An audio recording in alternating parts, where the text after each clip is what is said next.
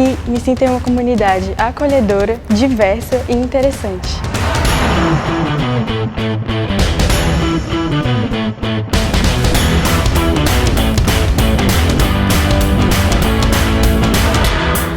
Eu gosto muito de sentar com os meus amigos, a gente conversa e compartilha as experiências que a gente teve ao redor do mundo.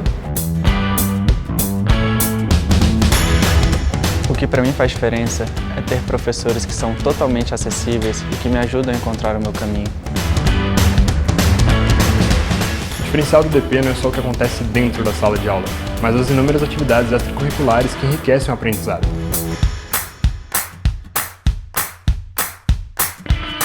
Aqui encontrei colegas que são inspiração, tanto pelo que pensam quanto pelo que fazem.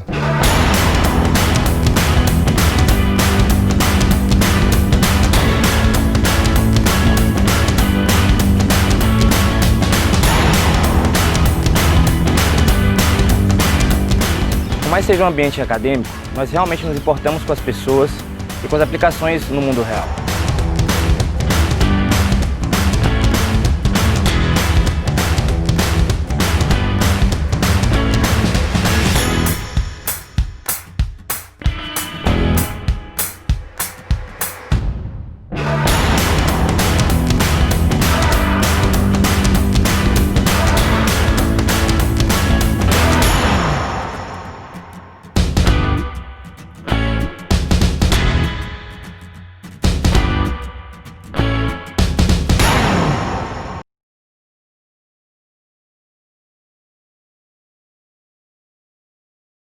Olá, sejam muito bem-vindos à nossa terceira aula do curso livre de Marketing de Serviços em Comunicação. Fazendo uma breve recapitulação do que a gente viu nas duas primeiras aulas, na primeira aula a gente conceituou o que é serviço, compreendeu as características do serviço, em especial a gente destaca de intangibilidade, de heterogeneidade, dos serviços serem perecíveis e serem separáveis, porque essas 4 características elas permeiam todo o conteúdo do curso, elas impactam diretamente no marketing de serviços, seja de comunicação ou qualquer outro tipo de serviço. E aí a gente se aprofundou nessas questões de tangibilidade, nas categorias de serviço, serviço como produto, serviço ao cliente, serviço derivado de produto, nos tipos de serviço, né? Quanto a contato, quanto a relacionamento, quanto a habilidade, treinamento, quanto a homem, máquina, sobre a complexidade, né?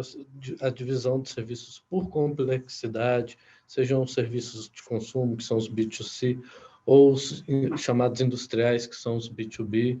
A gente viu também a divisão dos serviços por durabilidade, então serviços perecíveis, semiduráveis, duráveis, né? Tanto no B2C quanto no B2B, as razões de consumo de serviços. Então, a gente tratou já na segunda aula das operações de serviço, da linha de frente, da retaguarda, né? Como que elas devem trabalhar e se comunicar para a correta prestação dos diferentes tipos de serviço, como que ocorrem os processos de serviço, sejam com pessoas, com os bens das pessoas, com o estímulo mental das pessoas ou com as informações das pessoas, né, que são os diferentes modos de você processar um serviço, né? E aí entramos na grande questão que é a questão-chave do marketing de serviços, que serviço trata de esperança de satisfação pelas características do serviço, né, pelo serviço ser intangível, né, pelo serviço ser consumido enquanto ele é prestado, tudo isso não permite que o cliente experimente o serviço antes de consumi-lo, né, diferente de produto. E essa é a grande questão do marketing de serviço, né? Então, a gente se aprofundou na aula passada sobre o que é satisfação realmente, né, o que é essa sensação de prazer, essa avaliação feita pelo consumidor, né, quanto a um serviço ou um produto, e estudamos as teorias tradicionais de satisfação, a hierarquia de necessidades de Maslow, os 2 fatores de Herzberg, as teorias XY de McGregor Então, a gente se aprofundou, fez um comparativo entre essas teorias, a hierarquia de necessidade de Maslow e os 2 fatores de Herzberg.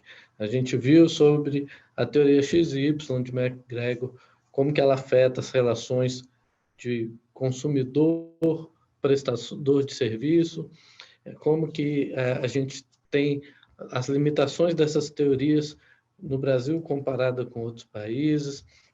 E aí a gente tratou de qualidade, já que o segredo do marketing de serviços é percepção de qualidade que gera satisfação. Então, a gente viu a qualidade, as diferentes etapas de qualidade, ou seja, qualidade de busca, qualidade de experiência, qualidade de credibilidade, como que esses diferentes tipos de qualidade estão relacionados com os diferentes tipos de produtos e serviços, ou seja, em produtos, qualidade de busca tem um peso maior, já em serviços, a qualidade e credibilidade prevalece exatamente por você não poder experimentar, então você precisa dessa questão de confiança, já que é algo mais intangível, e aí a credibilidade tem um peso maior do que as qualidades de busca que são mais tangíveis, que são preço, material, né, o que é impossível de se realizar em serviço, né?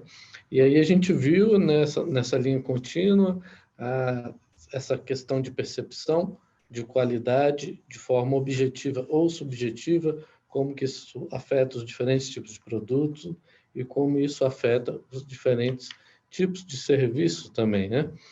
E quanto ao modo da gente poder avaliar essa qualidade percebida em serviços, né? Em especial usando uma escala de mensuração, né? Então, um instrumento de pesquisa chamado Serviqual, que avalia expectativa versus percepção, ou seja, são 2 questionários, um faz a avaliação antes do consumo do serviço e outro após o consumo do serviço, e assim a gente mensura a expectativa quanto a um serviço, quanto à qualidade percebida nos 5 diferentes construtos, né, as 5 diferentes prismas do serviço: tangibilidade, confiabilidade, presteza, garantia, empatia, e essa mesma percepção após o consumo do serviço. Então, isso foi tudo que a gente viu, né? Aqui a gente teve uma degustação dessa ferramenta de pesquisa que é a Serviqual, né, para entender como que funciona o seu uso. Então, a gente pega uma amostra de possíveis clientes, eles respondem antes e depois do consumo do serviço, e aí a gente tem aí uma nota, né, que a gente tira a média e consegue identificar quais os pontos que a gente pode melhorar ou deve melhorar para melhorar essa percepção de qualidade naqueles 5 pontos que a gente abordou. Então, nessa aula a gente já vai tratar mais de um lado de marketing, de planejamento de marketing voltado aí para serviços, em especial serviços em comunicação. Um ponto importante que a gente deve levar em consideração, como que a gente pode mensurar produtividade em serviços, né? É uma questão complicada, já que muitos serviços não dá para a gente quantificar como em produtos, né? Pela questão de intangibilidade. E até muitos critérios de serviço, eles são distintos. Então, tem um meme quanto a desenho, né? Que é um profissional desenhando um cavalo. E aí ele mostra como que seria o desenho do cavalo se o cliente dá 1 minuto para ele para desenhar um cavalo, e como que seria o desenho do cavalo se o cliente dá 1 hora para ele desenhar um cavalo. Então, são resultados um tanto quanto distintos. E aí, quando a gente pega esse exemplo simples de um desenho de um cavalo, a gente pode cair na vala comum, né? Então, a gente vai medir a produtividade do profissional por quantidade de desenho dentro de um certo tempo. Então, é melhor ele desenhar 60 cavalos mal feitos em 1 hora, ou um cavalo bem feito em 1 hora. O ideal seria alcançar aí uma média, 2 cavalos mais ou menos bem feitos em 1 hora. Então, essa que é a grande questão, a grande dúvida quanto a mensurar a produtividade em serviço. Daí a importância de se definir a variável correta, a variável justa, a variável que está diretamente ligada ao quê?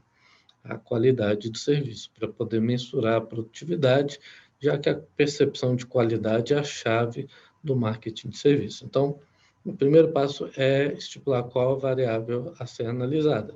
Então, algumas variáveis, né, como são variáveis, elas são mais fáceis de serem mensuradas.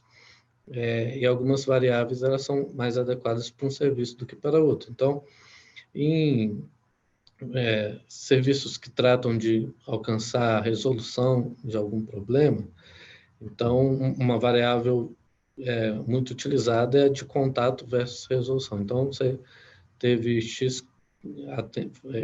recebeu X contatos e desses contatos foram solucionados Y, né? E isso é muito comum, essa variável para mensurar a produtividade, principalmente em serviço de call center, que aí o atendente fala, você pode responder um breve questionário ao final da ligação, e geralmente a primeira pergunta que se faz é se o seu problema foi resolvido. E isso é um dado que ele não pode ser determinante, mas ele é um sinal, né?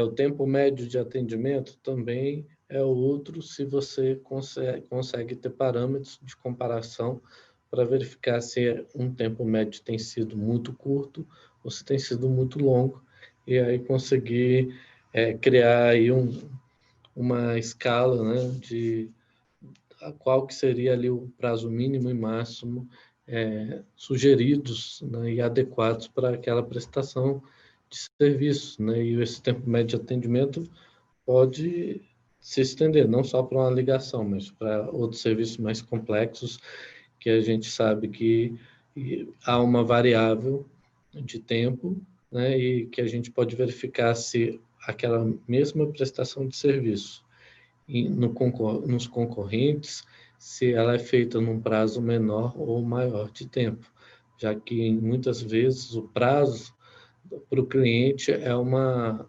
variável determinante que vai determinar se ele vai novamente fechar um novo contrato ou não, né? Então, você sabe, vocês me pedem 30 dias para entregar uma peça, uma campanha, o resultado, o pedido. E o mesmo pedido em outra empresa, eles me entregam em 15 dias. E o resultado não é um tanto quanto distinto. Então, isso gera aí a dissonância cognitiva do cliente, dele, às vezes, optar por sempre procurar outra que te entregue uma qualidade semelhante num prazo de tempo menor, né? Então, o tempo médio de atendimento, ele tem essa importância.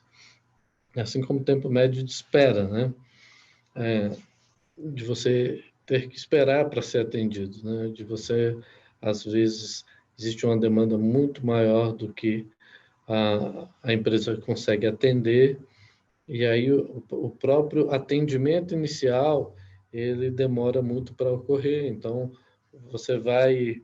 Em alguns serviços, isso chega a um absurdo, dependendo do profissional e da especialização dele, e você precisa de agendar, e ele só tem agenda para 6 meses depois, às vezes 1 ano depois, como são alguns médicos, por exemplo.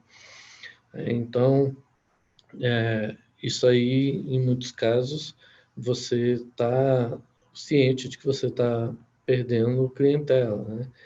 E em outros casos mais simples de serviço, ninguém gosta de ficar meia hora, 40 minutos em fila. Existe toda uma ciência de gestão de filas para tentar ou reduzir o tempo ou reduzir a percepção de tempo, né? Fazer o cliente sofrer menos com aquela espera, né? Então, não precisa ficar em pé numa fila, a fila é virtual, ele pode ficar sentado. Então, televisores, músicas, revistas e diversas outras formas de você tentar melhorar essa percepção de tempo desperdiçado, né? Restaurante que você pode tomar um drink enquanto você espera uma mesa, né? Então, isso pode ser desde de atendimentos que usam um curto prazo de tempo até os atendimentos que usam um longo prazo de tempo, como foi o exemplo bizarro de alguns médicos que você vai demorar 6, 9, 12 meses para ter a consulta, né? E aí, essa variável tem essa importância também, de você sempre tentar reduzir esse tempo de espera. E índice de recomendação, né? Então, de uma nota é o que a gente vê muito comum. Uma nota de 1 a 5. Quanto você recomenda o nosso serviço recomendaria para outra pessoa, né? Então, são variáveis já campeãs de utilização para mensurar a produtividade em serviços. Definida a variável ou as variáveis que vão ser analisadas, você tem que determinar qual o período de tempo a analisar. Então, você vai fazer uma análise diária, você vai fazer uma análise semanal, vai fazer uma análise mensal ou até maior do que isso, né? E essa regra ela é importante porque a longo prazo isso vai te dar um resultado e vai te permitir fazer um comparativo. Então, você faz mensal, é comum que você depois possa comparar o resultado mensal do mês de dezembro de 2020 com de dezembro de 2019 e verificar como que isso ocorreu. Então, se há sazonalidade, você faz a comparação do mesmo mês com o ano anterior. Se é um serviço que não é sazonal, você consegue comparar com os meses anteriores. Isso te dá uma visão de produtividade interessante. Sazonalidade, ela existe em serviços tanto quanto em produtos, né? Então, há serviços que são mais procurados em certas épocas do ano, o que é natural pelo impacto que se tem na cultura de férias, na cultura de verão, inverno e por aí vai, né? De Natal, das datas comemorativas, tudo isso gera uma sazonalidade que faz um aumento de busca de serviço numa certa época e diminuição em outras, né? Assim você vai poder mensurar a produção do trabalhador. Então, a produção, o desempenho dele naquela prestação de serviço e também calcular uma capacidade de mão de obra, ou seja, você ter aí um parâmetro de comparação que é essa capacidade mínima e máxima de mão de obra. Você vai saber que um funcionário básico, em início, ele vai conseguir fazer X e aquele melhor, mais desenvolvido, vai conseguir fazer um máximo de Y, né? E isso é importante para você saber quem está fazendo menos do que poderia, para quem está alcançando a média esperada e aquele que está abaixo da média, você poder fazer um trabalho de gestão de pessoa em cima. E para isso você tem que considerar, para ser justo, ter dados que são realmente válidos, as interrupções nessa produção de serviços, que são as manutenções agendadas do equipamento que se usa, as manutenções não agendadas do equipamento que se usa, a falta de um material necessário para a execução daquele serviço, a quebra de um equipamento necessário para a execução daquele serviço. Essas questões não necessariamente são culpa daquele profissional prestador de serviço, podem estar relacionados a outros fatores internos ou externos. Falta de material pode ser por falta de material no fornecedor, falta de gestão realmente do responsável pela aquisição, pela manutenção desse material. A quebra de equipamento também pode ser falta de investimento, mas também pode ser um mau uso do equipamento.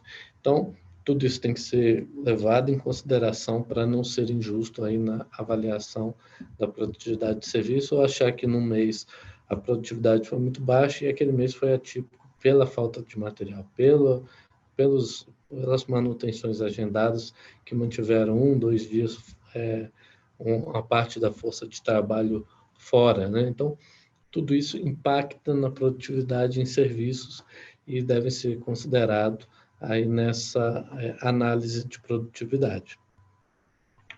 E serviço, já que a gente falou em falta de material, tudo isso está relacionado à gestão, né? E em gestão não há como a gente fugir do PODCE, que é essa sigla criada por Peter Drucker na década de 70, que resume qualquer tipo de serviço a gente tem que percorrer na gestão desse serviço, essas 4 etapas: planejamento, organização, direção e controle, ou seja, planejar, organizar, dirigir e controlar. Então, se a gente parar para observar, qualquer coisa um pouco mais complexa, ou qualquer coisa que a gente leve a sério na nossa vida, a gente segue essas 4 etapas. Eu gosto muito de dar o exemplo de viagem de férias com a família. Ainda mais a gente está aqui perto de umas férias, pelo menos um mês usual de férias, e é interessante a gente observar isso, é mais fácil da gente ilustrar.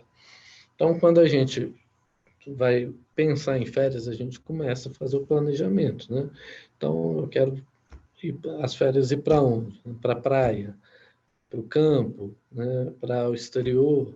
Então, a gente começa a planejar essas férias, para onde, então, como que eu vou, se eu vou de carro, se eu vou de moto, se eu vou de avião, com quem eu vou, quanto que eu tenho disponível ou planejado para investir nessas férias, né? Então, você faz esse planejamento. Se você faz o planejamento, eu vou de carro para a praia, então, qual o caminho que eu vou? Onde que eu vou abastecer? Quanto que eu vou gastar de combustível?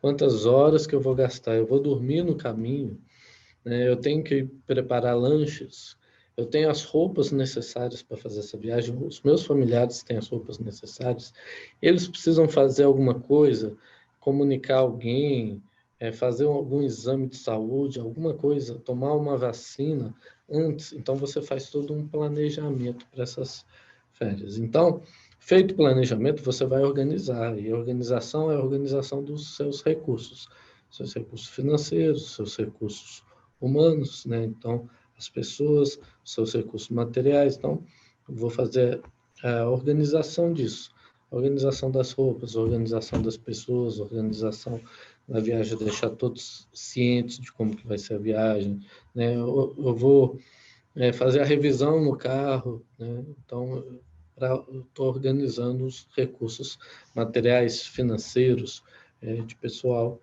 que eu vou precisar para realizar essas férias. E então ocorre a direção. Então, você vai acordar no horário estipulado para sair de viagem, vai acordar seus familiares, vai chamá-los, vamos para o carro, vai falar, olha, traz sua mochila, traz sua mala, vai organizar as coisas no carro, vai realizar a viagem, né, dentro do seu planejado. Olha, precisa parar para ir no banheiro? Se parar, vamos ser rápido, vamos gastar só 15 minutos. E aí a gente desconta na parada do almoço, de forma a compensar e a gente não chegar muito tarde do que foi o planejado. Então, você vai dirigir aqueles recursos e aquelas pessoas conforme o seu planejamento, conforme a sua organização. E, por fim, voltou das férias, você vai fazer o controle, né? Então, eu gastei o tanto que eu planejei, gastei menos, então eu orcei mais do que o necessário, eu gastei mais, eu estourei meu cartão de crédito, todo mundo ficou satisfeito, feliz. O que poderia ter sido melhor? O hotel não foi tão bom, a comida não foi tão boa, o que faltou, né? O que eu posso melhorar numa próxima viagem similar? Então, de uma forma informal, todos nós fazemos essas 4 etapas. E já quando você trata de algo profissional, né, da gestão de um serviço que é prestado, você precisa fazer isso de uma forma profissional, de uma maneira mais formal, de forma que você possa realmente acompanhar, que você possa realmente verificar os resultados, que você possa realmente melhorar de forma a não ter desperdícios, não ter perdas. e atender bem o cliente, conseguir manter aí uma saúde financeira para a sua empresa prestadora de serviços. Então, isso é necessário, já que a gente fala de vidas de pessoas, né?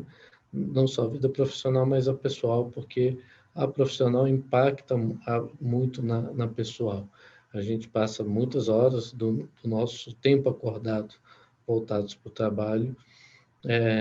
A gente precisa do trabalho, a maioria de nós precisa do trabalho para sobreviver, e daí a importância de que levar essa questão do PODS, da gestão dos serviços a sério, né, e participar disso. E aí, na parte do planejamento, existe o planejamento estratégico das organizações, existe o planejamento de marketing das organizações. Esse planejamento de marketing em organizações de serviços, em especial serviços em comunicação, ele é extremamente importante, né? E como que ocorre esse planejamento de marketing? Aqui tem 7 passos básicos que resumem bem o planejamento de marketing. Primeiro, que a gente tem que partir do planejamento estratégico da organização. É importante que toda organização tenha um planejamento estratégico. E o planejamento de marketing leva esse planejamento estratégico da organização como base. Esse planejamento estratégico da organização tem uma análise SWOT. Se não tem o planejamento, se a empresa não tem um planejamento estratégico, ao se fazer um planejamento estratégico de marketing, você precisa realizar uma análise SWOT, que é a boa e velha análise fofa, como é chamado por muitos no Brasil, que levanta os pontos fortes, fracos, ou forças e fraquezas, e as ameaças e oportunidades. Na análise SWOT, os pontos principais que a gente leva em consideração no planejamento de marketing é a concorrência, que faz parte ali do ambiente competitivo, e o macroambiente como um todo, né? E, em seguida, a gente trata da definição ou da revisão do público-alvo e da segmentação do mercado, né? Então, isso é um ponto importante, né? Os serviços não são para todo o mundo, né? Você precisa ter um público-alvo específico. Esse público pode ser amplo, mas você precisa reconhecer seu público, conhecer seu cliente, né? E segmentar esse cliente de certa forma para você conseguir se comunicar com esse cliente. Então, se você conhece o cliente, sabe o que ele faz, onde ele está localizado, né? Essas questões são importantes para você se comunicar com ele da melhor forma possível.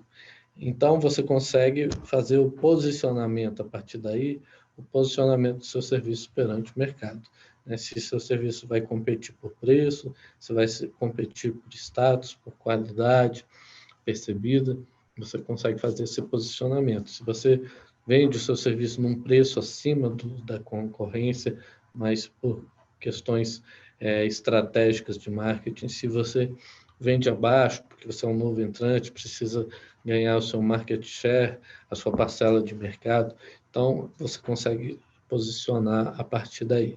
E aí você cria os objetivos e as metas de mercado, lembrando que os objetivos são macro e as metas são frações de um objetivo.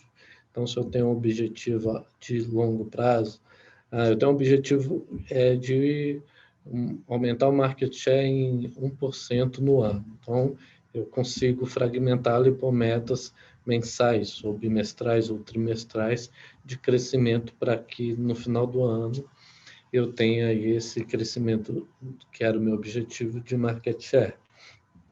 Então, e a partir daí você vai trabalhar o composto de marketing, ou mix de marketing, como alguns tratam, e a gente vai ver aqui hoje que o composto de marketing de serviço, ele é diferente do famoso 4Ps, do composto de marketing de produto, e por fim fazer aquele controle, que é o controle de orçamento e das métricas, né? Então, para verificar se a gente está alcançando aí as metas e os objetivos, se a gente está cumprindo aquele planejamento de marketing conforme definido. Caso contrário, a gente tem que criar as ferramentas para que a gente consiga adequar as próximas metas para que aquele objetivo não esteja perdido. Então, eu falei em análise SWOT, esses pontos aqui com asterisco, análise SWOT, segmentação, composto de marketing, é porque a gente vai se aprofundar neles agora, né?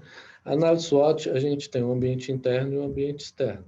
O ambiente interno é um ambiente dentro da empresa, o ambiente externo é um ambiente fora da empresa. As forças e fraquezas, ou seja, os pontos fortes e os fracos, são dentro da empresa. Sendo dentro da empresa, a empresa tem total controle sobre eles. Ela não depende de ninguém mais e ela pode tratar desses pontos fortes e desses pontos fracos. Ela pode enaltecer esses pontos fortes e ela pode melhorar ou maquiar esses pontos fracos, né? Já o ambiente externo, ele é composto pelas ameaças e as oportunidades que precisam ser identificadas no ambiente externo. E o ambiente externo, ele tem duas áreas. A primeira área é o que a gente chama de ambiente competitivo, que é o ambiente externo, mas que está em maior contato com o ambiente interno. Então, a gente pensar aí que a gente está falando em ambiente como se fosse um ovo frito, então a gente tem a gema, que é o ambiente interno, e o ambiente externo é a área da clara que está em contato com a gema.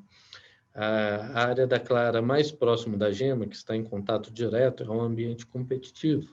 Ele é composto pelos fornecedores, pelos concorrentes, os reguladores, as entidades relacionadas, os prestadores de serviços, os novos entrantes no mercado, que são indivíduos ou organizações que impactam diretamente na nossa empresa, ou que se relacionam diretamente com ela de alguma forma, né?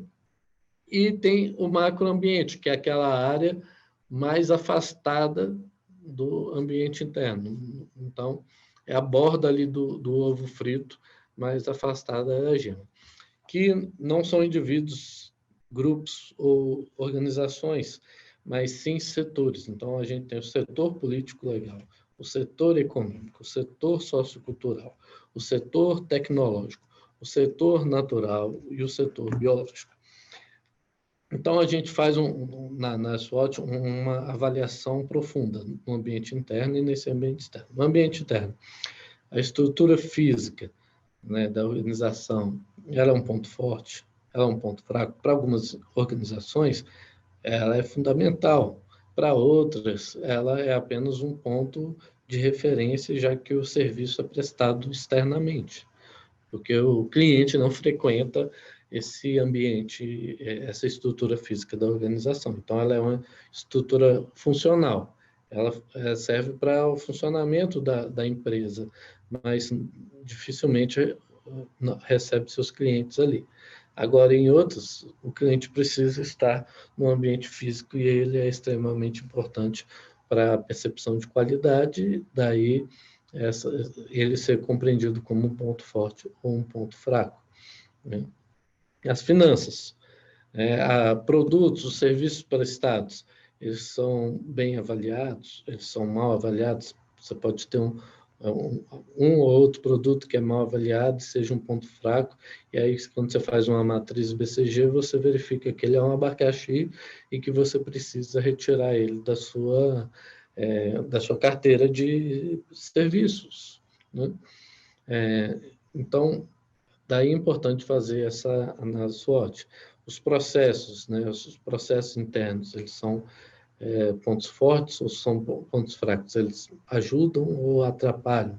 A organização legal da instituição, da empresa, são pontos fortes ou pontos fracos? Ela está aberta a novos negócios? Ela consegue entrar em outros setores e atuar setores afins ao seu negócio? Ou não? Ela tem uma restrição legal e ela só pode prestar aquele tipo de serviço e ela não consegue ampliar seu leque de clientes com um maior leque de serviços, né? As pessoas da organização, os colegas, os colaboradores, os empregados, aqueles trabalhadores, eles são ponto forte ou ponto fraco da organização. O serviço que é prestado, ele depende desse pessoal. O serviço é mais ligado à máquina, a processos e menos a pessoas. as pessoas têm um impacto menor. Então, ou não, o impacto é gigantesco, o serviço é basicamente as pessoas que os realizam, e daí nós temos isso como ponto forte, mas perdê-las seria um ponto fraco. E aí a gente entra na questão de finanças, e a boa remuneração, a questão de ambiente interno. Isso é feito de maneira a reter aqueles talentos, né? Então, a gente tem que fazer essa análise profunda dos pontos fortes e fracos internos da organização, que são aqueles mais fáceis para a organização trabalhar, para ela enaltecer os pontos fortes, para ela melhorar os pontos fracos ou tentar ocultar os pontos fracos. E no ambiente externo, focando aqui no ambiente competitivo, os fornecedores, nós somos dependentes dos fornecedores, nós temos apenas um fornecedor, tem muita empresa que tem apenas um fornecedor. E aí, se esse fornecedor deixar na mão, se esse fornecedor aumenta muito o custo do material que ele fornece, ou do serviço que ele te presta para que você possa prestar outro serviço, isso vai te impactar, né? Você tem um plano B, se esse fornecedor te deixar na mão, você consegue outro fornecedor com a mesma qualidade, com o mesmo custo para você? Eu lembro muito do exemplo do Gurgel, que era uma montadora nacional de carros, criou o primeiro carro elétrico do Brasil, e simplesmente o principal motivo que levou essa montadora à falência é que eles adquiriam peças para os seus carros, que eram peças que os produtores, os fornecedores, forneciam para outras marcas, para a Fiat, para a Ford, para a Volkswagen. E quando a Fiat, a Ford, a Volkswagen viram a Gurgel como uma ameaça, fizeram um contrato de exclusividade com esses fornecedores, e eles não podiam mais vender aquelas peças para a Gurgel. A Gurgel teria que desenvolver novas peças, contratar os fornecedores para produzir suas peças e numa quantidade menor e com um preço mais elevado. Isso era impraticável para manter o preço dos carros como a Gurgel trabalhava. Então, essa dependência de fornecedores, você tem um plano B, um plano C para a falta que um fornecedor pode fazer, é de extrema importância. Eu estava vendo ontem no Jornal da Globo a questão das seringas para vacina de Covid. O Brasil tem só 3 fábricas de seringas. Então, ou o Brasil encomenda essas seringas dessas fábricas, ou ele tem que realmente importar seringas do exterior, e um plano de vacinação, compra de milhões de unidades, tudo isso tem que ser feito com bastante antecedência, não tem sido feito. Então, a questão dos concorrentes, você tem que mapear os seus concorrentes, saber qual é o preço que eles estão praticando, quais são as promoções que eles estão praticando, quais os pacotes de serviços que eles estão oferecendo.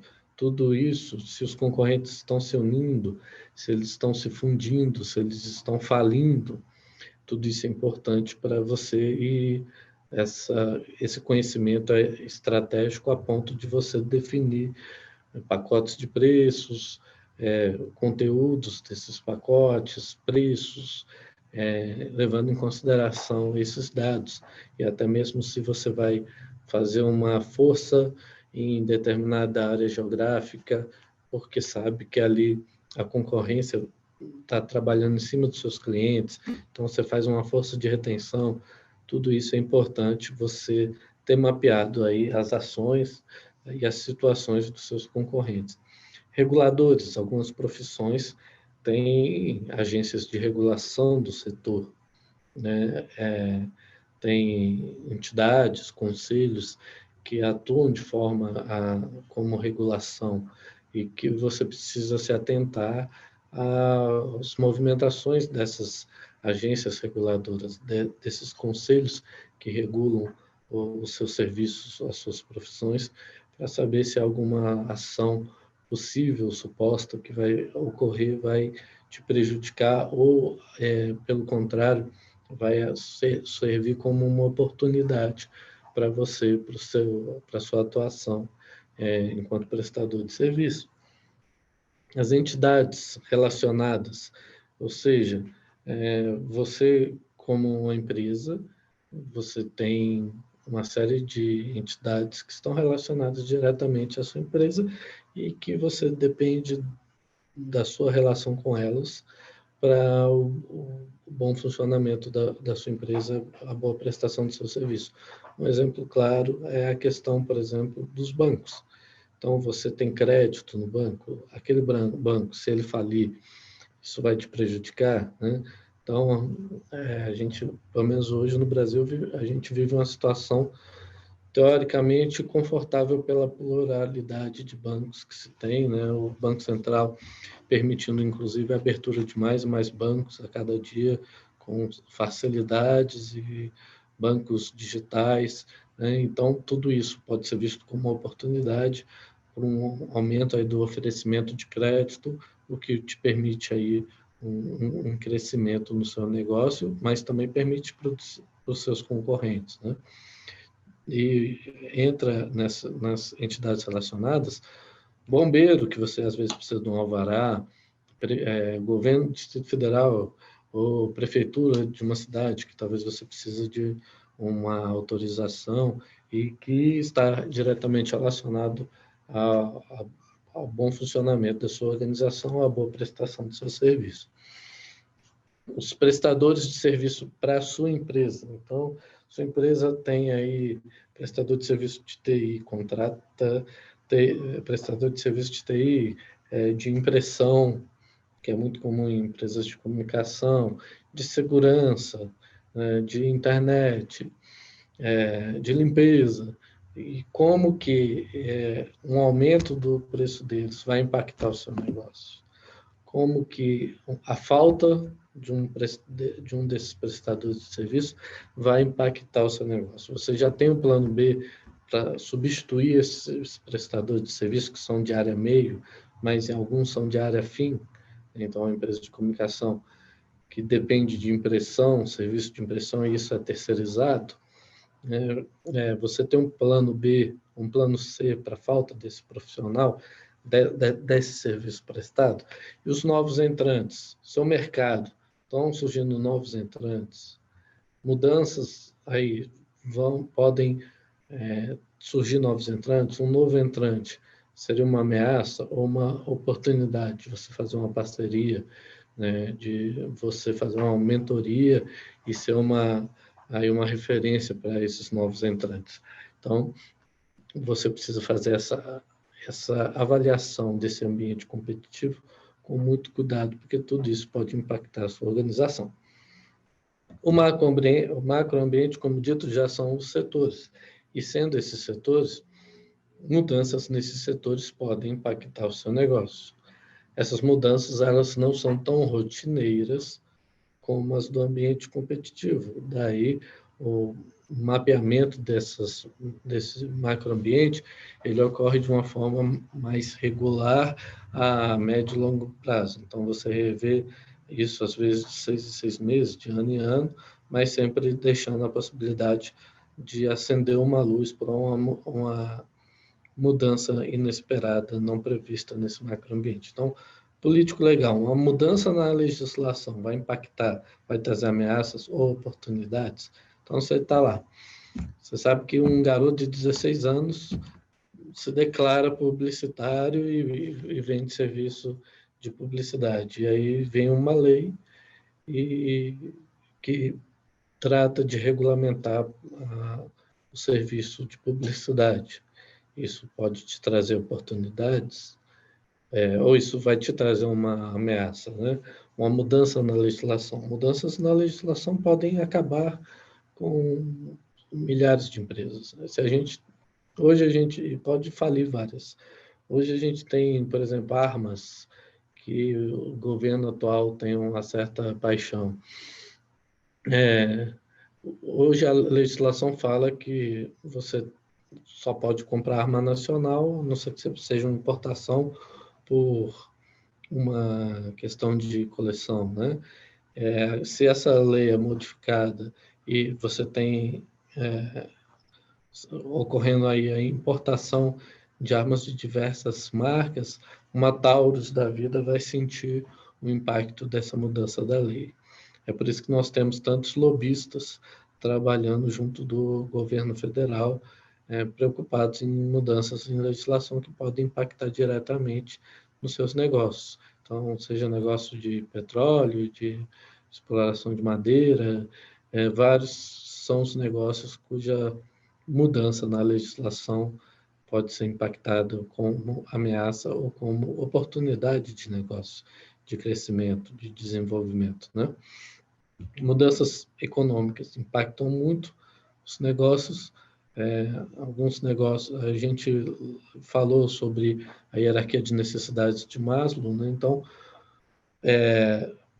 mudanças econômicas às vezes não impactam tanto negócios como uma drogaria, mas que já que está diretamente relacionada às necessidades fisiológicas, mas impactam outros negócios. E mesmo a drogaria, as drogarias sentiram muito o impacto da pandemia no início. Quando veio a pandemia, que começou a todos fazerem o afastamento social, elas se sentiram no primeiro mês, teve uma grande queda nas vendas, e depois teve um boom com o surgimento das algumas lendas, outras nem tanto, de que o remédio A, B ou C prevenia, ou a vitamina A, B ou C prevenia você de pegar a Covid-19. Então, mudanças no cenário econômico, de inflação ou deflação, aquecimento econômico, esfriamento econômico, isso impacta nas empresas, né? E muitas empresas, quando vê uma mudança econômica, por menor que seja, elas retraem e esperam para ver o que realmente vai acontecer, de forma a tomarem uma decisão depois. E nós temos que estar preparados para isso. Principalmente empresas que tratam de questões relacionadas a câmbio, a dólar. A gente está tendo uma desvalorização do real gigantesco em comparação com o dólar. E aí, se você depende de material que é importado, se você depende de algo que seja importado, ou presta um serviço, isso aí pode ser uma grande ameaça. Já se você presta um serviço voltado para o público do exterior, você vai estar aumentando a sua margem de lucro com o câmbio a favor do dólar, como está. Mudanças socioculturais, né? Então, essas mudanças sociais, socioculturais, culturais principalmente, elas impactam nas empresas. É o bom e velho costume do chapéu, né? Até umas décadas atrás, o homem usava chapéu, mulher usava chapéu, o chapéu simplesmente saiu de moda, e quem trabalhava com chapéu sentiu essa mudança sociocultural. Agora parece que a moda começou a querer voltar, né? E começaram a surgir lojas de chapéu, e isso é algo que ocorre de forma como um ciclo, né? Como uma espiral.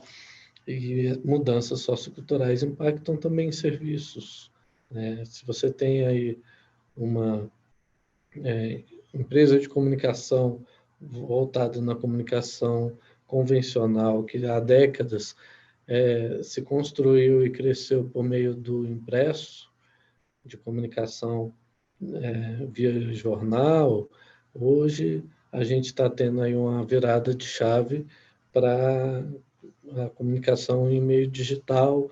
Jornais históricos no mundo inteiro estão parando de imprimir, e você precisa se adequar por essa mudança, que é uma mudança cultural, que é uma mudança também tecnológica, como nós vamos entrar aí no próximo ponto, né? As mudanças tecnológicas, elas são muito rápidas, impactam de uma forma brutal. Imagine que você tem uma fábrica de disco vinil e surgiu o CD. né, e com o mesmo equipamento, o mesmo material e a mesma mão de obra, você não pode deixar de produzir disco para passar a produzir CD. Você imagina que você vem de Barça e surge a Wikipédia, que você fabrica máquinas de datilografar e surgiu o PC e por aí vai. Essas mudanças tecnológicas, elas podem impactar de uma forma brutal as organizações, né? Gráficas, elas muitas vezes sentem isso com um novo entrante com um equipamento mais moderno, conseguindo uma produtividade maior num custo menor. Isso reflete no preço para o cliente, que consegue perceber que a qualidade continua a mesma ou é superior, e essa mudança tecnológica impacta no seu negócio. E mudanças naturais, que são a mudança de clima, né?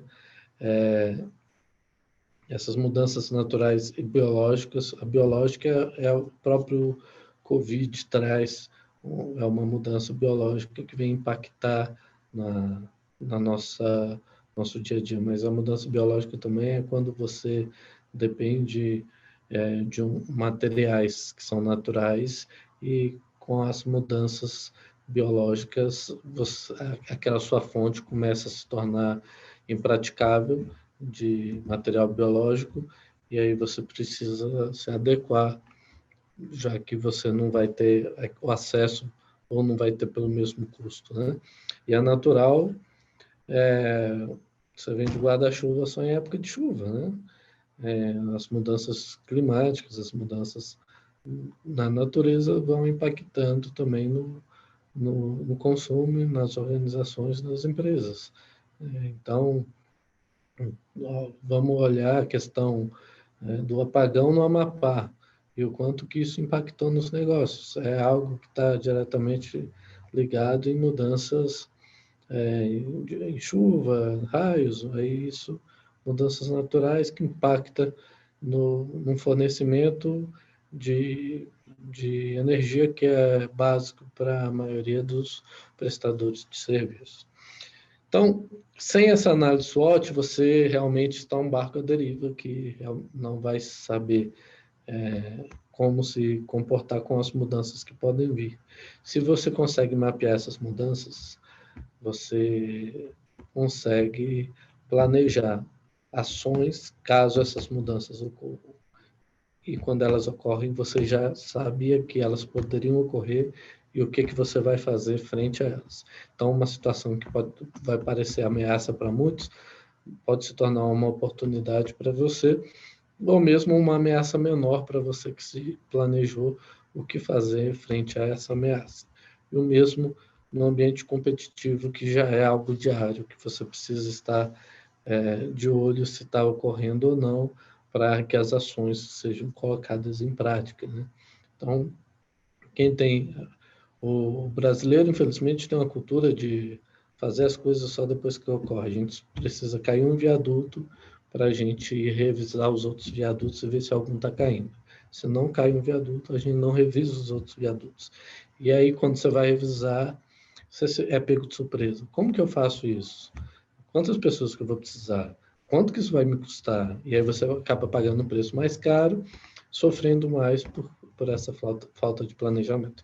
Quando você tem isso mapeado como uma ameaça do seu ambiente externo, você já sabe exatamente o que fazer, então você pode prevenir e não sofrer essa ameaça. Ou quando essa ameaça ocorre, você já sabe exatamente o que fazer e aí sua solução vai te fazer se livrar dessa ameaça de uma forma mais rápida ou mais barata. Da importância da gente ter esse planejamento para o nosso mercado. Na segmentação, né? Então, público-alvo. A gente vai segmentar o nosso público-alvo. A gente tem como segmentação essas 4 segmentações que são mais comuns, são as tradicionais. A segmentação demográfica, então por idade, sexo, renda, religião, ocupação, raça, nacionalidade. A gente sabe que tem serviços que são para idosos, tem serviços que são para crianças, tem serviços que são para jovens, tem serviços que são para adultos.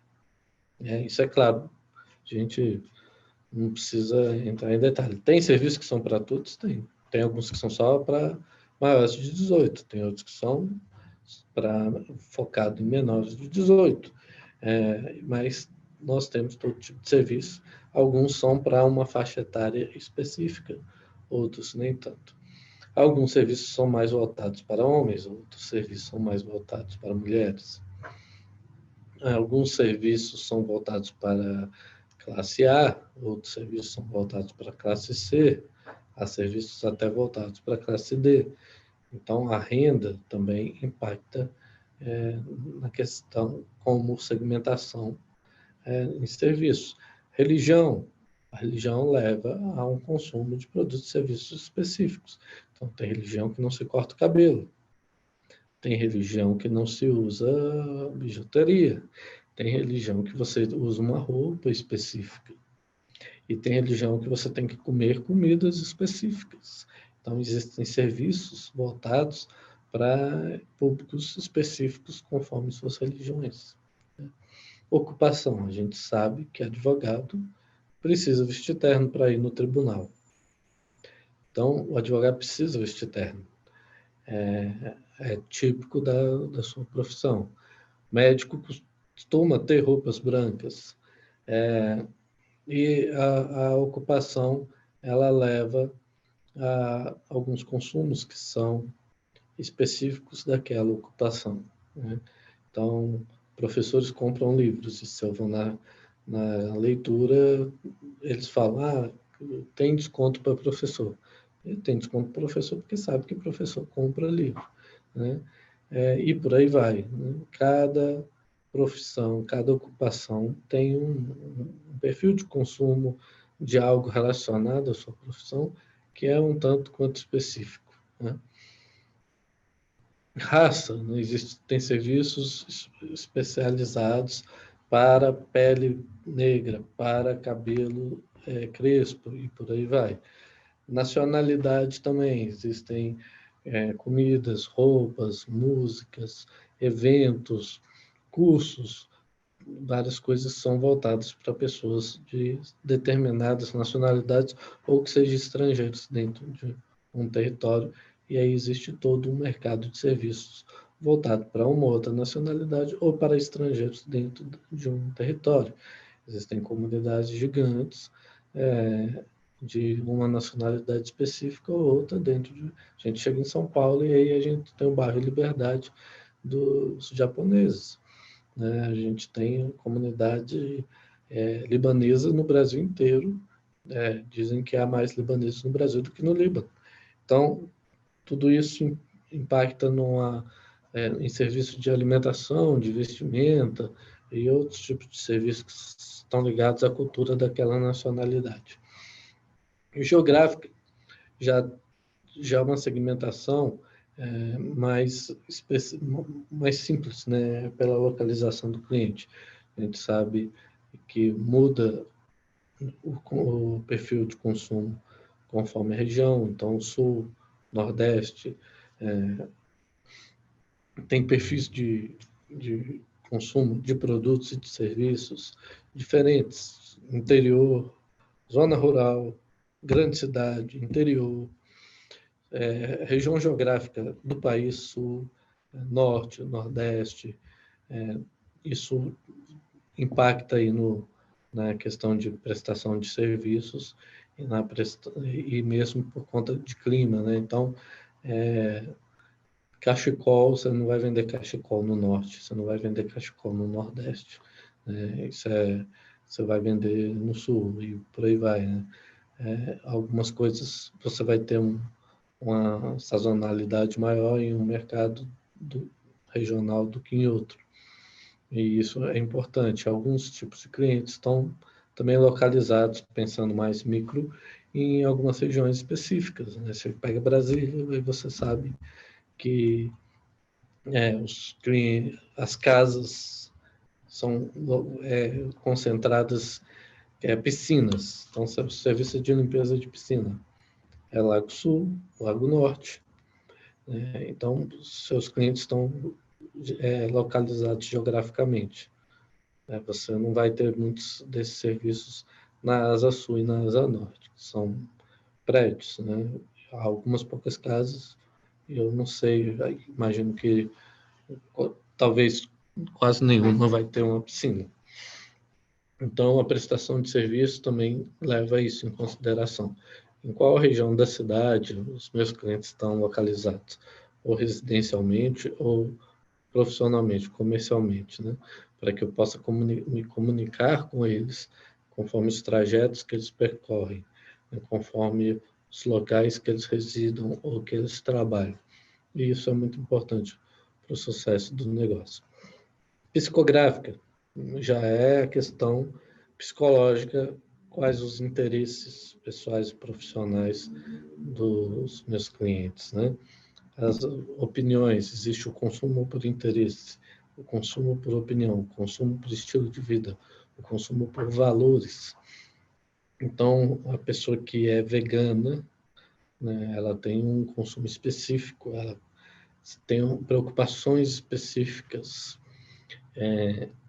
Então, ela vai ter um interesse de restaurantes, de compra de mercado, que atenda esse estilo de vida que ela segue, né? E isso muda muito. Então, por exemplo, a gente falou ocupação, um advogado, mas que é vegano, então ele vai ter um consumo como advogado que é demográfico e um outro como vegano que é psicográfico. Um advogado que é motociclista, ele vai ter um consumo que é psicográfico, são as coisas relacionadas ao hobby dele de motociclismo, que é um estilo de vida. Então, é um tanto quanto distinto essa segmentação demográfica da psicográfica. Alguns serviços, eles são tipicamente psicográficos, estão diretamente relacionados a valores, a interesses, a estilos de vida específicos, que pouco tem a ver com idade, com sexo, com ocupação ou com religião, e mais com opiniões pessoais, né? Então, é algo que você acredita, que você segue, e por isso você segue esse consumo de serviço nesse sentido, ou de produto nesse sentido. E, por fim, comportamental, que é um segmento por comportamento de consumo, né? Um comportamento de consumo por impulsão, um comportamento de consumo. Existe aí diversas questões relacionadas ao comportamento de consumo, diversas teorias de comportamento de consumo, e nesse sentido tem um asterisco aí, porque nós vamos nos aprofundar em comportamento de consumo em outra aula, na próxima aula, e por isso a gente não vai tratar tão especificamente disso nessa segmentação. E aí a gente vem para os 7 P's do composto de marketing de serviços, que traz os 4 P's do composto de marketing, ou do mix de marketing de produtos, mais 3 P's adicionais que são típicos em serviços, que é pessoa, prova física e processo. Então, como que se dá os 7 P's de serviço? A gente tem o serviço como um produto, então as características do serviço, a nível de qualidade do serviço, os acessórios, embalagens que estão relacionadas com o serviço, as garantias, já que garantia de serviço é totalmente distinta de garantia de produto, as linhas do serviço, as marcas relacionadas a serviço, aí entra em branding, né, em gestão de marca, você pode ter marcas diferentes para os diferentes serviços, para os diferentes segmentos que você atua, por exemplo. Praça, então os canais de venda de serviço, exposição, serviço não tem vitrine. Serviço não tem vitrine. Você pode pôr vitrine de produto, você pode pôr vitrine de resultado por serviço, mas o serviço em si não tem vitrine. Então, como que você vai expor o seu serviço? São vídeos, você vai mostrar antes e depois, como que você vai mostrar o seu serviço, né? Os intermediários para fazer esse serviço chegar, você tem uma venda que é intermediária, você tem venda terceirizada, O transporte, né, se você presta um serviço que é externo à sua empresa, ao seu local físico, né? Então, como que ocorre esse transporte? Ele é positivado, né? Ele leva a sua marca. Então, a promoção, né? Como que você faz a questão da comunicação pessoal? Você vai definir essa questão de comunicação pessoal, do one-to-one, do boca a boca, né? O seu marketing pessoal também, né? Como prestador de serviço, a propaganda, né? Qual que é o melhor veículo para realizar propaganda, para se alcançar aquele público segmentado, né? Promoção de vendas. Então, essas promoções, elas ocorrem sazonalmente, periodicamente, como que elas serão realizadas. Assessoria de imprensa, quando é o caso. Preço, né? Você trabalha com que faixa de preço? É mais caro que a maioria dos seus concorrentes? É mais barato? É na mesma faixa de preço? Você tem uma flexibilidade nesse preço? Então, esse preço ele muda de certa forma, com certa constância, né? Você trabalha com uma diferenciação de preço nesse sentido? Você tem um preço mais alto, mas oferece descontos, né? Qual que é a sua política de descontos, né? As pessoas, qual o peso das pessoas? Aí a gente já entra algo que é bem específico de serviço. Serviço é uma atividade executada. Essa atividade é executada ou por pessoas ou por máquinas. Mesmo quando é por máquinas, existe uma pessoa ali por trás. Mas muitos serviços são executados 100% por pessoas. E essas pessoas são chaves, são estratégicas para a qualidade percebida do serviço, para a satisfação com aquele serviço. Então, essas pessoas, como que você recruta essas pessoas? Como que você treina essas pessoas? Como que você estimula essas pessoas a se motivarem? Já que a gente viu que a motivação é uma força interna que leva a uma ação, ou seja, você não motiva as pessoas, mas você leva elas, você tenta estimular elas a se motivarem. Como que você recompensa essas pessoas para retê-las, né? Como que você estimula o trabalho em equipe? Ou no seu ramo, é importante que você gere um ambiente de competição ou é importante que você gere um ambiente de colaboração? É importante, as pessoas trabalham individualmente, têm metas individuais, ou é importante que elas trabalhem em equipe, né? O atendimento, treinamento do atendimento, geração de empatia, que é um dos pontos estratégicos da percepção de qualidade em serviço, né? E a gente entra em prova física. Já que o serviço ele é intangível, já que a tangibilidade em serviço é algo difícil, o que a gente gera? A gente gera a tangibilidade via prova física. Então, a gente gera tangibilidade por meio das instalações, quando os clientes vão às instalações. Se você tem um serviço de alimento por drive-thru e só por drive-thru, você não tem que se preocupar com instalações.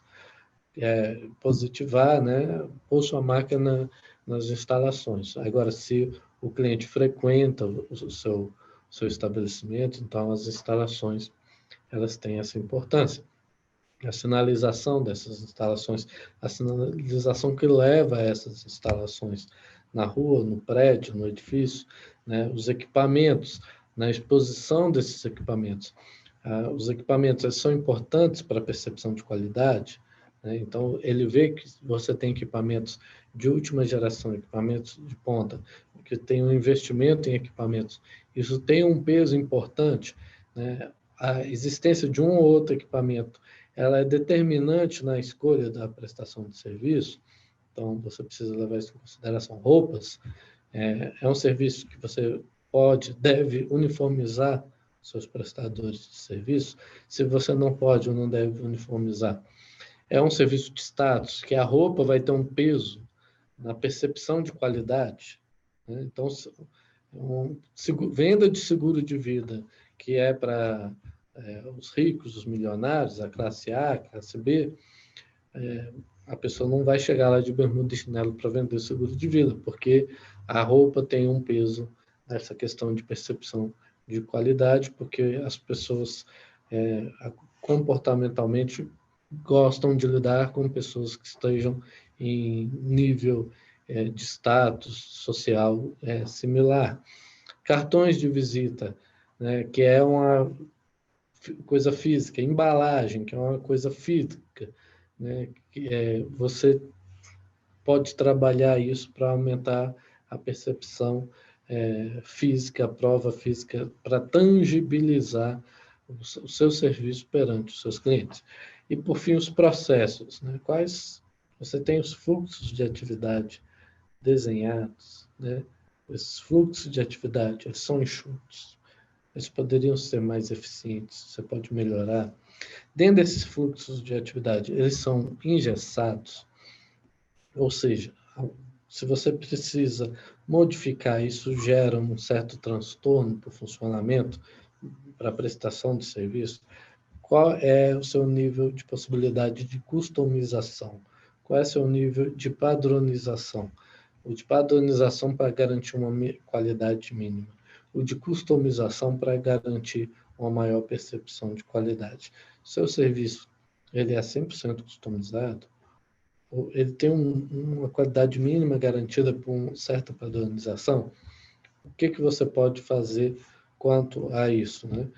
Em serviço, o serviço tem esse pró e contra da customização e padronização. Ele não é 100% padronizável. Um serviço nunca vai ser igual a outro. Uma massagem nunca vai ser igual a outra.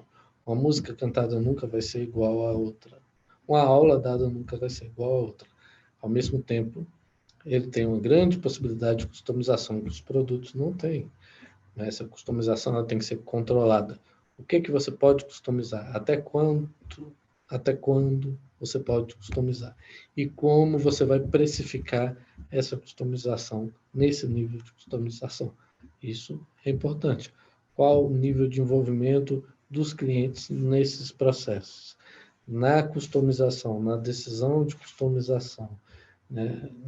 na opção de padronização, no fluxo de atividades, ele está envolvido, fisicamente envolvido, distancialmente envolvido, ele pode opinar, ele tem ele tem uma força de decisão, né, em como esse processo vai ser desenvolvido, o serviço vai ser prestado. Isso é importante em serviços. Isso não tem tanta importância em produtos.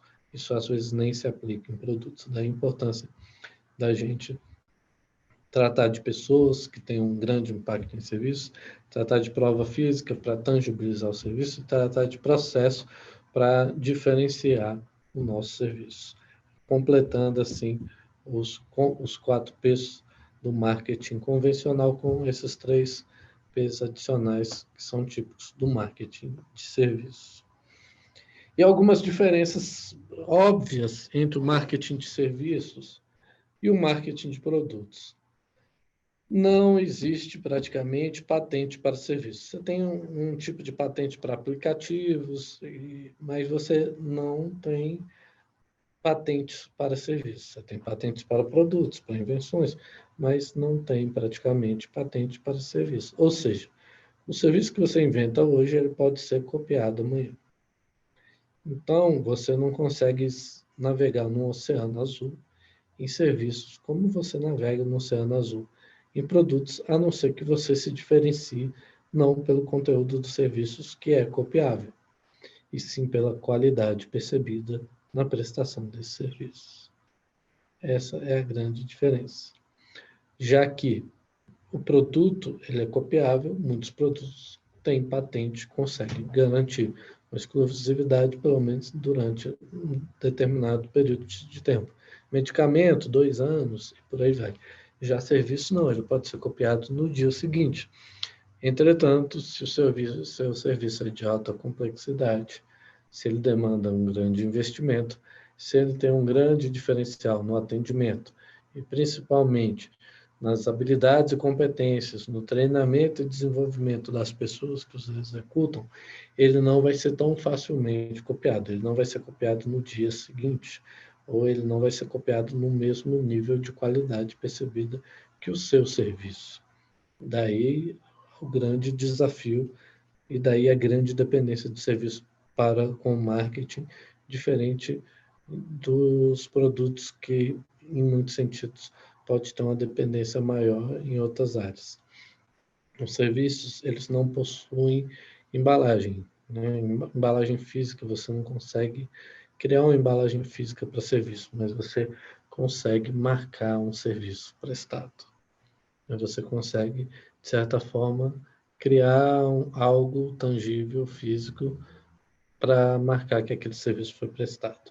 Então, é comum que você chegue em alguns hotéis de algumas redes e aí o banheiro que foi limpo, ele tem ali um selo de limpeza, de que ele foi higienizado.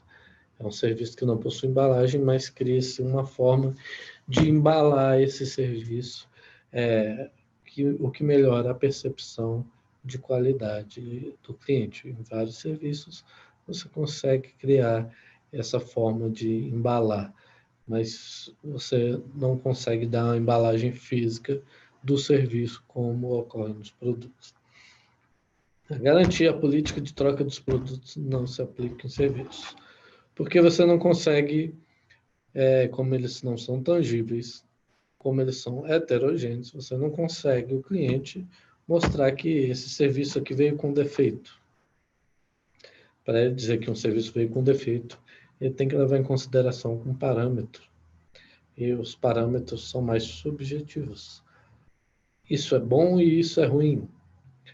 É ruim principalmente no sentido de que quanto mais subjetivo, mais chance do cliente estar insatisfeito com o serviço. Porque mais critérios de avaliação e mais variáveis psicológicas impactam na percepção de qualidade. A percepção de qualidade ela fica mais subjetiva, menos objetiva. Quanto mais objetiva a percepção, melhor vai ser. Em comunicação, a gente tem um grande desafio. Muitas vezes o cliente tem mau gosto. Então, você tem um belo resultado e o cliente não gosta. E ele quer algo que tem um mau gosto. Ou ele quer muita informação em algo que deveria ter pouca informação. Ou quer uma cor que não se adequa à mensagem. E aí você precisa, às vezes, esclarecer o cliente sobre essa questão do serviço, da particularidade, da especialidade do serviço.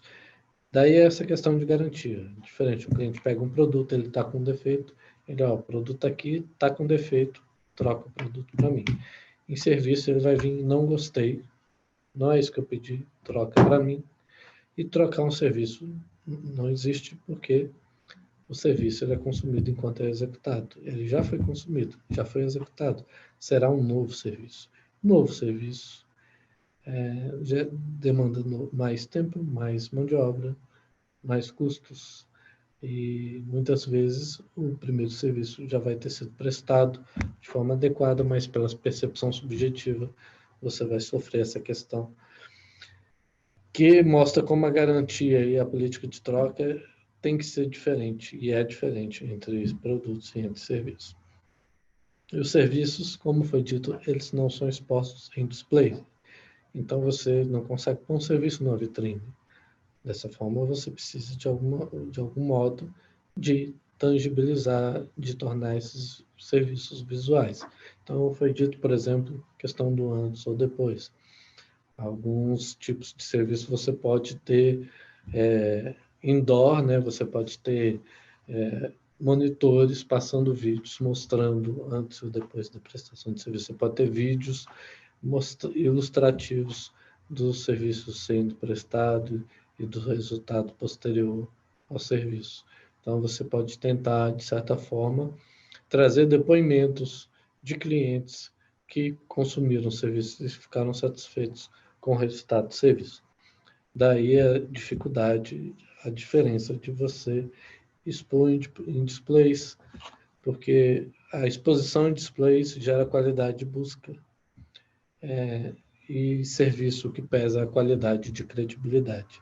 Então, você tem que buscar expor uma credibilidade e expor essa credibilidade e alcançar a confiança do cliente para querer ter uma experiência de consumo daquele serviço.